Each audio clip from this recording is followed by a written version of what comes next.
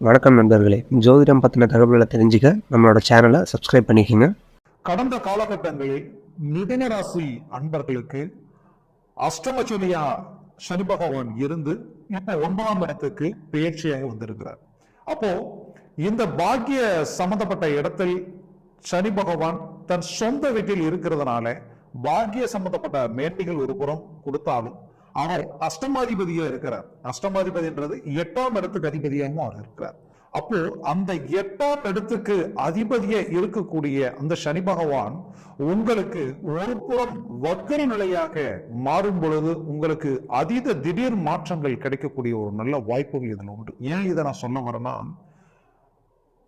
மிதுன ராசி என்பர்களுக்கு பொதுப்படையாகவே கடந்த 5 வருஷமா நீங்க பட்ட பாடு கொஞ்சமல்ல நஞ்சமல்ல. வாழ்க்கையில எதிரிக்கு கூட இந்த நிலைமை வரக்கூடாது, அந்த அளவுக்கு சிரமங்களை சந்திச்சிட்டீங்க. ஏன்னா மிதுனராசி அன்பர்கள்லாம் சொல்ல வேண்டியதே இல்லையே, விட்டு கொடுக்கறவங்க. விட்டு கொடுக்கறவங்க கெட்டு போறது இல்லைன்னு சொல்லுவாங்க. கண்டிப்பா அது உண்மைதான். உங்க விஷயத்துல இன்னைக்கு நீங்க விட்டு கொடுத்து கஷ்டங்களை தாண்டி வந்துகிட்டு இருக்கிறீங்க. ஆனா நாளை நீங்க சாதிச்சு வாழ்க்கையில பெரிய இலக்கு அடைவீங்க. ஏன்னா இதை ஏன் இந்த அளவுக்கு ஒரு கான்பிடண்டா நான் சொல்றேன்னா, உங்களுடைய மிதுன ராசி அன்பர்களுடைய லக்னம், அதாவது ராசினுடைய அந்த அதிபதி பாத்தீங்கன்னா புதன் பகவான். புதன் பகவானாலே சொல்ல வேண்டியது இல்லை, புத்தி கூர்மையும் அதே இடத்துக்கு 4ஆம் இடத்துக்கு அதிபதியும் அதே புதன் பகவானுடைய வீடு தான். அந்த இடத்துல புதன் உச்சத்தில் இருக்கிறாரு. அப்போ உச்சத்தில் இருக்கக்கூடிய அந்த புதனுடைய ஆற்றல், உங்களுடைய சிந்தனைகள் பெரிய லெவல்ல சாதிக்கக்கூடிய எல்லா அமைப்புகளும் உங்களுக்கு உண்டு.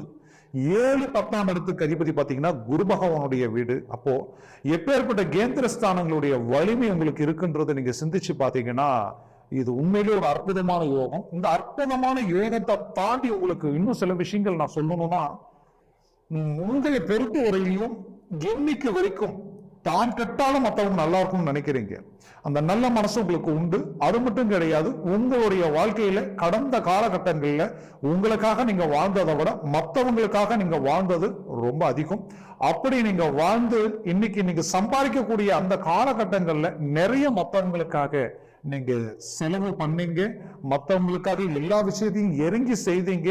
அப்போ எல்லாரும் உங்களை பயன்படுத்தினாங்க. இன்னைக்கு நீங்க எப்பேற்பட்ட நிலையில இருக்கிறீங்கன்னா, சொல்றேன்னு நீங்க என்ன நினைச்சாலும் பரவாயில்லை, உங்களுடைய வாழ்க்கையில ஓப்பனா சொல்ல போனா இன்னைக்கு நீங்க சிரமங்களை சந்திக்கக்கூடிய நேரத்துல உங்களுக்கு எந்த பலமும் இல்லாம நீங்க நிக்கிறீங்க. இன்னைக்கு உங்களை சார்ந்தவங்க, உங்களுக்கு வேண்டியவங்க உங்களை விட்டு விலகி நிற்கக்கூடிய சூழ்நிலை. மிதுனராசி அன்பர்களுக்கு கடந்த அஷ்டமச்சரியினால வந்த பல பாதிப்புகள், முதல் பாதிப்பே உங்களுக்கு தொழில் ரீதியில பெரிய லாக்கனா, வாழ்க்கையில இந்த நிலையை நான் சந்திச்சதும் இல்லை, எந்த காலத்திலையும் நான் சந்திக்கவும் கூடாதுன்ட்டு கடவுளை வேண்டிட்டு இருக்கிறீங்க. அந்த அளவுக்கு பாதிப்புகளை சந்திச்சிட்டீங்க. ஏன்னா உங்களுக்கு தொழில் ரீதியில கூட இருந்தே துரோகங்கள் நடந்திருக்கு. ஒரு பக்கம் பார்ட்னர்ஷிப்ல இறங்கினவங்களுக்கு பெரிய லெவல்ல லாக் ஆகி இன்னைக்கு இதை விட்டு எப்படி வெளியில வராதுன்னு தெரியாத நிலைக்கு ஆளாயிட்டீங்க. இன்னும் பல பேர் சுய வாழ்க்கையில உங்களுடைய கஷ்டங்கள், நீங்க பட்ட எல்லா கஷ்டங்களும் அது எதிர்த்து எல்லாத்தையும் எடுத்து இன்னைக்கு ஒரு தொழில் ஆரம்பிச்சு அடுத்த லெவலுக்கு போலாம்னு நினைச்சு இன்னைக்கு பண்ணீங்க.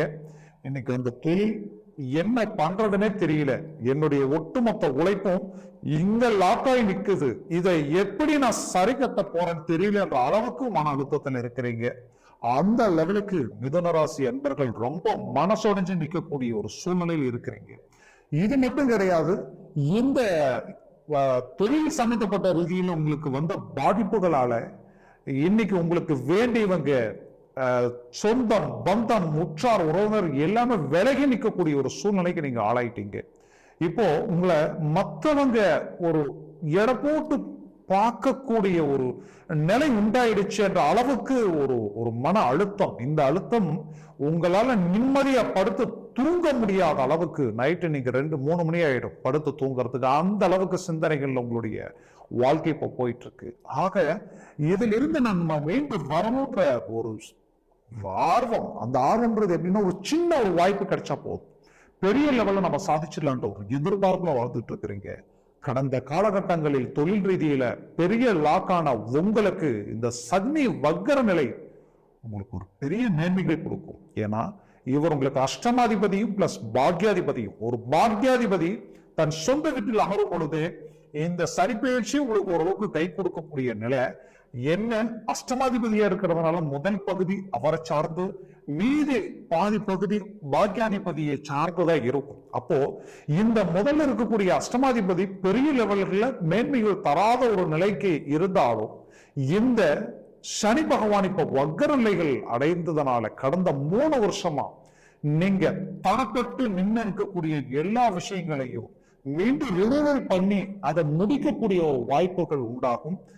எனக்கு தொழில் ரீதியில பெரிய இன்வெஸ்ட்மெண்ட் பண்ணி அந்த இன்வெஸ்ட்மெண்டால இன்னைக்கு பணம் லாக் ஆகி நான் ஒரு லோன் எதிர்பார்க்கிறேன், நான் கேட்ட இடத்துல இந்த பணம் வந்ததுன்னா நான் ரிலீஃப் ஆயிடுவேன் நினைக்கக்கூடிய மிதுன ராசி அன்பர்களுக்கு இப்போ கடந்த காலகட்டங்களில் பிரேக் ஆகி நிற்கக்கூடிய இந்த விஷயத்துக்கு இந்த பைனான்ஸ் சம்பந்தப்பட்ட பிரச்சனை உங்களுக்கு ஒரு கிளியரன்ஸ் கிடைக்கும். கண்டிப்பா நீங்க நினைச்ச இடத்துல நினைச்ச வாய்ப்புகள் உண்டாகக்கூடிய ஒரு அமைப்புகள் உண்டாகும். ஏன்னா கடந்த காலகட்டங்களில் மிதுனராசி அன்பர்களுக்கு 10ல் குரு சொல்லணுமா பதவி பறிபோகும்னு சொல்லுவாங்க. நிறைய பேருக்கு பதவி பறிபோகி நாம வாழ்க்கையில செய்யாத சில தவறுகள் நீங்க எந்த விதத்திலையுமே ஒரு சம்மதம் இல்லாம பாதிக்கப்பட்டு வேதனைப்பட்டு இன்னைக்கு இது கடவுள் இருக்காரா இல்லையா என்னன்னு தெரியலையே என்ற அளவுக்கு மனசுடைஞ்சு நிற்கக்கூடிய அளவுக்கு தொழிலையும் இழந்து வாழ்வாதாரத்தை இழந்து இன்னைக்கு தன் குடும்பத்தையே மேனேஜ்மெண்ட் பண்ண முடியாத ஒரு நிலைக்கு ஆளாகும் போது, ஒரு குடும்ப தலைவனா இருந்து அந்த இடத்துல நிற்கும் போது அதனுடைய வழி வேதனை எப்படி இருக்கும்ன்றது அந்த வழியை அனுபவிக்கிறவங்களுக்கு தான் தெரியும். அந்த வழியை நீங்க அனுபவிச்சுட்டு வந்திருக்கிறீங்க. அப்பேற்பட்ட உங்களுக்கு இப்போ இந்த குரு பகவானுடைய பிரதிபலன் எப்படி இருக்குன்னா 11ஆம் இடத்துக்கு அவர் வந்துட்டார். 11ல் குரு கேட்டாலும் கிடைக்காது. லாபஸ்தானத்தில் 10 தொழில் ஸ்தானாதிபதிக்கு அதிபதியும் லாபஸ்தானத்துக்கு அதாவது வந்திருக்கும் பொழுது அவர் உங்களுக்கு தொழில இதுவரைக்கும் லாக்காய் உட்கார வச்சிருந்த ஒரு அருமையான அமைப்பை இப்ப உங்களுக்கு அந்த லாபத்தை எடுத்து கொடுக்கக்கூடிய ஒரு நேர்மையான நிலைக்கு வரார். அடுத்தது 7ஆம் இடம். 7ஆம் இடத்துக்கு அதிபதி 10ல் உட்கார்ந்தால் பல பேருக்கு இன்னைக்கு உண்மையிலேயே அந்த தொழில் சம்பந்தப்பட்ட ரீதியில் அந்த லிங்க் எல்லாமே கட் ஆயிருக்கும். அந்த கடந்த வருஷத்துல கட்டான அந்த எல்லா விஷயங்களும் இப்ப அப்படியே கண்டினியூ ஆகும். அப்போ இந்த அமைப்பு உங்களுக்கு ஒரு அற்புதமான அமைப்பு.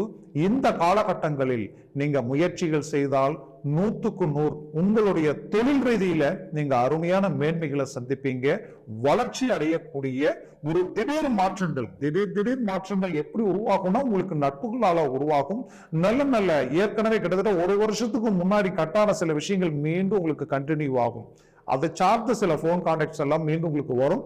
அதை நீங்க பாப்பீங்க. ஏன்னா அந்த லெவலுக்கு இங்க சில விஷயங்களும் சில பூஜை அதாவது பாத்தீங்கன்னா சில புனஸ்காரங்கள் தெய்வ அமைப்புல இறங்கி நீங்க வழிபாட்டினால் கண்டிப்பா ஒரு மேன்மைகளை நீங்க அடைவீங்க. அது மட்டும் கிடையாது, உங்களுடைய லக்ன அந்த ராசியினுடைய அடிப்படையில இன்னைக்கு இந்த அஷ்டமச்சனியினால இன்னும் பல பேர் வேலை செஞ்ச இடத்துல எந்த ஒரு டெவலப்மெண்ட் இல்லையே நினைச்சு வருத்தப்பட்டு இருக்கிறவங்களுக்கு கண்டிப்பா அந்த வேலை சம்பந்தப்பட்ட ரீதியில அடுத்த ப்ரொமோஷன் கிடைக்கிற அளவுக்கு ஒரு மேன்மைகள் தரக்கூடிய அளவுக்கு 100% உங்களுக்கு வாய்ப்புகள் கிடைக்கும். அரசாங்க வாய்ப்புகள்ல அரசாங்க விஷயத்துல நான் டெம்பரவரியா தான் நான் இது வரைக்கும் ஜாயின் பண்ணி நான் போயிட்டு ரொம்ப வருஷமா போயிட்டு இருக்கேன். ஆனா இன்னும் பர்மனெண்ட் ஆகலன்ற வருத்தத்துல இருக்கிறவங்களுக்கு கண்டிப்பா பர்மனெண்ட் ஆயிரும். அந்த லெவலுக்கு ஒரு மேன்மையான நிலை. குரு பகவான் லாபஸ்தானத்தில் இருக்கிறாரு. உங்களுக்கு சனி பகவான் 9ல் இருந்து இந்த வக்ர நிலைக்கு ஆகும் போது இவருடைய ஸ்பீட் அதிகமாகும். அது உங்களுக்கு கடந்த காலகட்டங்களில் தடைப்பட்ட விஷயங்களா எடுத்து கொடுக்கக்கூடிய ஒரு அமைப்பு தான் இது. இந்த வாய்ப்பை சரியா பயன்படுத்துங்க. அப்போ தொழில் ரீதியும் உங்களுக்கு ஒர்க் அவுட் ஆயிடும். வேலை சம்பந்தப்பட்ட ரீதியிலையும் ஒரு மேன்மைகள் கிடைச்சிடும். அரசாங்க சம்பந்தப்பட்ட வாய்ப்புகளையும் பர்மனெண்ட் ஆகக்கூடிய வாய்ப்புகளும் உண்டாயிடும். இன்னும் சிலர் அரசாங்க வேலை ரீதியில் இருக்கக்கூடியவங்களுக்கு அந்த அரசு வேலையில் இருக்கிறவங்களுக்கு தான் அவங்களுக்கு ஒரு பவரும் இருக்கும், அதிகாரப்பூர்வமான ஒரு அமைப்பும் இருக்கும். அப்பேற்பட்டவங்களுக்கு கடந்த காலகட்டங்களில் சில பிரச்சனைகள் அதில் இருந்திருக்கும். அந்த பிரச்சனைகளுக்கு இந்த காலகட்டங்களில் ஒரு தீர்வு கிடைக்கும். ஏன்னா 11ஆம் இடத்துல ராகுவும் குருவும் சேர்ந்து குருச்சண்டால யோக அமைப்பையும் உங்களுக்கு உருவாக்கி இருக்கு. அப்போ இது உங்களுக்கு அடுத்த லெவலுக்கு கொண்டு போகக்கூடிய ஒரு அமைப்பு. இந்த அமைப்புக்கு இந்த சனி பகவான் வக்ர நிலையாகி அவர் மீண்டும் 3ஆம் பார்வையை அவங்களை பார்க்கிறார். இது ஒரு நல்ல அமைப்பு இல்லைங்களா? அந்த அமைப்பை சரியா பயன்படுத்தினீங்கன்னா உங்களுக்கு மேன்மைகள் கிடைக்கும்.